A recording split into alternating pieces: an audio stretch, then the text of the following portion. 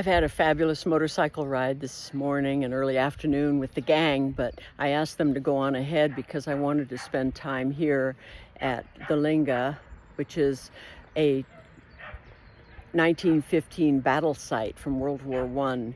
On the top of the hill behind me, they've left it as it was, with the embattlements in place, and the story of this place where 17,000 soldiers lost their lives over the course of 3 months in this battle in World War I. And only German and only French and a few Indian people were here to die for this cause. The Americans were not involved, so it's one of the memorials that is very profound in history, and it's a legacy to how we treat one another, how much better it can be. So I'll be moving on solo for the rest of the afternoon to get back to Ribeauville, which is where we're staying again for a second night.